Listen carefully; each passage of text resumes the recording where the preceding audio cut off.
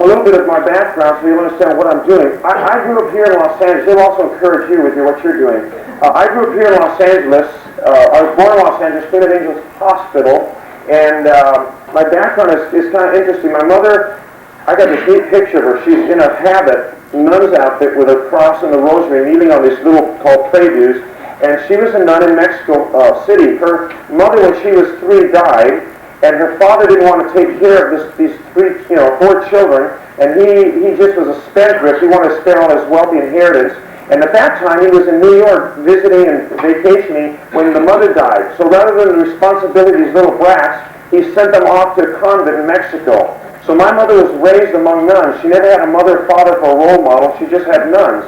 And the older sister ended up going out into the world. Her older brother, 2 brothers, went out in the world. But she, being 3 or 4, was raised from the time she was there into her teen years. So naturally, what do you do when you want to grow up? You want to be a nun. I mean, what else do you know? You know nothing. And so she became a nun at about 16 or 17. And then the interesting thing is, the sister superior, before making her final vows, that's the one where you get the ring and you're sealed, and you can't break that one. That's like being married to Jesus and then getting a divorce. So they'll let you on the first vow, it's called a novena in Spanish, they'll let you break, or at least see if you want to make sure to go through your second vow. So make sure, Sister Superior said, go out and work in Mexico City and see if this is what you want to do. So she went out and started to work, and to make a long story short, she fell in love with a married man who was about ready to divorce his wife. It was like a Dr. Zhivago kind of thing. He was an artist, and she was passionately in love with him, and he was in love with her, but rather than to have the stigma of marrying a divorced man, she fled to America and came to Los Angeles.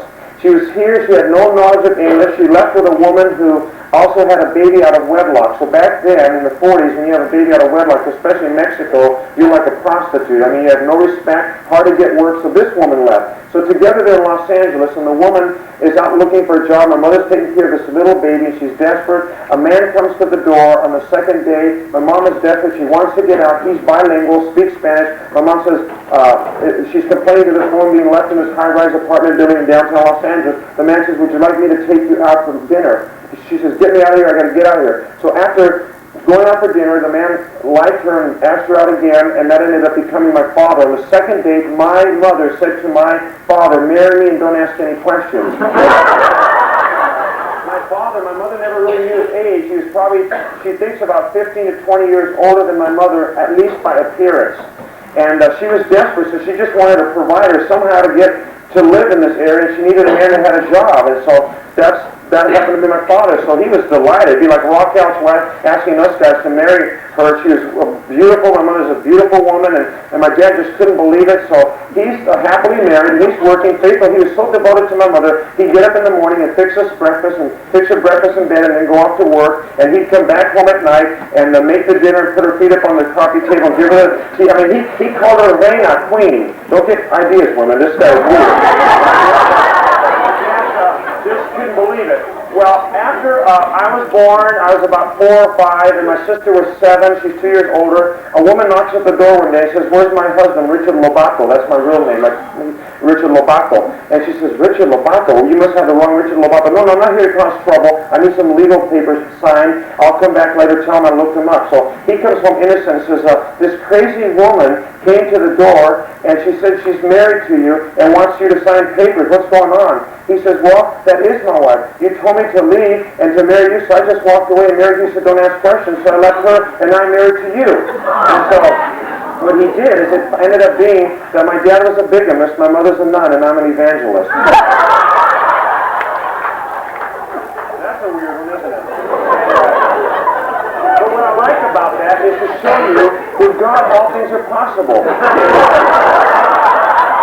Don't get discouraged, because what you're working with, you've got children, you wonder how it's going to ever work out. So I was born here in Los Angeles, and I fell in love with Davy Crockett back in 1954. You remember that fad? And that hit me serious. Many of you remember, you relate how Bess Parker really had such a tremendous influence on young people. Well, it hit me in such a special way that I began to fantasize. My dad died when I was 7, and so maybe I began to take these character roles of Davy Crockett to escape. And so I began to fantasize I was Davy Crockett. I always played Indians and Davy Crockett like you did. And then I ended up going a little overboard with that, because by the time we left Santa Monica, and my mom and dad, my stepdad, because after my dad our dad died, she married Joe Wheeler, and then there was a divorce, and so we moved to Santa Monica, Culver City area. I was desperate. By that time I was about 10 and 11. And I wanted to be a frontiersman, but the beaver had been trapped out of Los Angeles a long time, and I didn't know how to do that. So I got this little tomahawk, and I would throw my tomahawk in front of my magnolia tree in Fifth Street in Santa Monica, and then I'd go to my neighbor's yards and trap gophers, and I had gopher pelts, I'd skin them,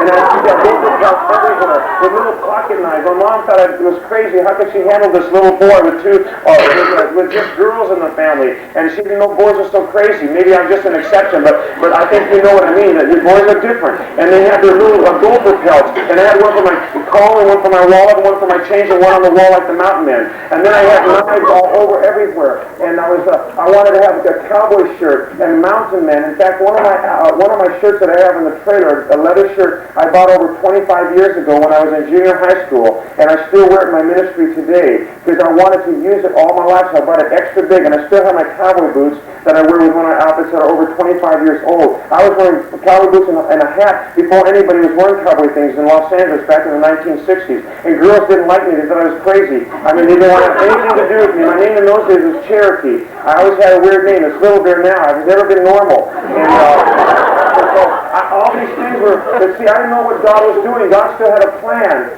for my life. And then, of course, I went all through junior high school. And in high school, Santa Monica High School, I was old enough, my mom let me get my first six-shooter. It was a Colt 38. And I used to go home on open campus. Instead of go out and get trouble, I'd go home and quick draw with this black tuxedo like Wyatt Earp thing, and I'd practice quick draw. And now, I use that in my ministry. I was doing rope tricks, and I'd go behind my neighbors when they're cutting the grass, sneak up on them and rope them.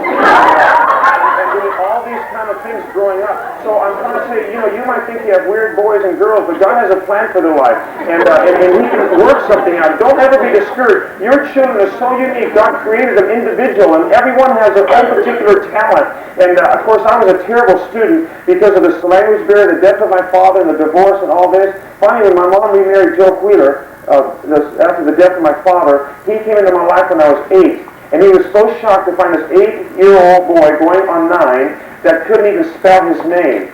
And so he began to show me how to spell my name and teach me the alphabet at 9 and 10. By the time I was 12, he taught me how to read my first book and learn my timetables. And I had tried real hard in school to get good grades, but teachers wrote notes on the report that your kid is retarded. Now they call it special education. But back in those days, they just said, you got problems with the kids. My mom took me to a head shrink because she thought I was crazy. And all they could find out is I was colorblind. Now I can see normal. But, so you can see all the disadvantages I had, and I tried really hard. But perhaps I escaped into this fantasy world, but the Lord was using those times. And so finally, one of the greatest things that happened to me is, I was raised Catholic, and I went through 7 cults to get saved. After leaving the Catholic Church, I was inquiring for the Lord, so I lived it with the Moonies, thinking that I would find Jesus through them. And then I went through Nichiren Shoshu, Hare Krishna, and I went through Zen Buddhism, astrology, Mormonism, and Jehovah's Witness. I went through 7 cults before I found out that Jesus Christ was a personal relationship. About that time, I was dating my wife now, and she was just in the last year of high school. I was just starting to go to college, and that turned my whole life around. Besides Jesus, of course, that didn't come right then, but I was seeking the Lord, dating her, and I didn't even know what a girl was until I began to see my wife. Because I wasn't interested in girls, I was just interested in skinning animals. And I would take the Greyhound bus from Santa Monica up to Frazier Park, which is by Gorman, on the weekends when kids were getting drunk in high school. I'd take this little .22 in a case, hitchhike 27 miles to my uncle's cabin, spend the weekend there, shoot rabbits, cut their ears and tails off for pillows, and eat the jackrabbit meat to live during that weekend. And I did this weekend after weekend all through my 9th, 10th, 11th, and 12th grade. And so then I got my car and I could drive up on my own. So needless to say, my dating life was terrible. But I think what's important, parents, because I'm just speaking from my heart tonight, it's important to give your children creative crafts and talents and skills. Because I find now as I travel, like I was just in Hesperia at the Christian school there, and I had a counseling session with many of the teenagers after I spoke at the senior chapel. And so many of those kids are already involved romantically with boys and girls, and they're sometimes getting deeper than they should be way too soon. And I was looking at these senior boys, and the boys are way too soon to be even involved with girls because it's going to distract you from maybe being great for God. I said all great leaders, Washington, Lincoln, and you look at our forefathers, many of them didn't marry until they were in their later 20s. By that time, they'd memorized 3 different languages. They knew Greek, Hebrew, and they knew Latin, and many of them were scholars, and they studied. It wasn't because they were more intelligent, it's just they applied themselves as young people. And so because of all this, I was able to apply things that I liked. And then when the Lord brought my wife into the picture, her and I began to seek for Jesus Christ, and we finally found him. We both received the Lord together. But I'll never forget this humorous time we were up along these mountains along here, leaving the big city. I had to get away once in a while, so I started taking her up with me. And one day I was driving down Angeles Crest Highway, and I almost slammed on my brakes. I mean, the car came to a sudden halt on this deserted highway. She goes, "What's the matter?" I go, "Did you see that?" She says, "What?" I go, "Back there on the highway." She says, "What is it?" I go, "It's a gray bushy-tailed squirrel. I got to go back there and cut its tail off and hang it on my visor. It's very rare to have a gray bushy-tailed squirrel." And she goes, "What? You're kidding me." And she says, "Yeah, if you cut that tail off, I'm going to walk home." It was a long walk. It's a hard decision how to think about it for a few minutes. I told you I was getting Twitter-pated because I had to think about licking that squirrel, and I literally passed that squirrel up for her. And it was really, I mean, I wrestled with that. And so finally I let the thing go, and I was upset about halfway down the mountain. Well, how could I leave that great? I never have seen one since then. And so I gave up that squirrel for her. But God blessed that and gave us a great family. And he developed the ministry. Then I began to take drama in Santa Monica College, and I thought the drama was good. It was another expression. See, when God gives you gifts and talents, I believe your children have a specific gift and calling. Now, don't be discouraged when you're homeschooling and you see subjects that they're failing in or having a difficult time to grasp. My philosophy is, and I think in homeschool we can do it, except when the state maybe wants to train them and educate them, to test them. My idea is to concentrate on what they like the most and develop that the best, because that's probably going to be their calling in life. And if there's areas that they're fairly weak in, don't get overwhelmed that they're not grasping that. Just cover the basics and move them through it and do the best you can. You know, you're looking at yourself now. When you look at your life, very many of you here may be terrible spellers and very bad in math, but you're at least living. You're feeding your family. You've got some skills, and it's not the end of the world. But when we work with our children, we feel they should know everything. If they don't know, we feel they're going to fail, and we're miserable. And that's unrealistic, because you're only doing one thing well, and that's all you're doing. And that's what God's gifted you to do. And it's much greater if you can channel. Imagine how it would have been if years ago our education would have been centered around the gifts and callings of God on your life and had concentrated. How would it have been if Littleberry had been, as a young boy, trained in drama and theater and talents and given all those abilities? Well, God's given them to me, but could you imagine even training those and capitalizing on those strengths like George Washington?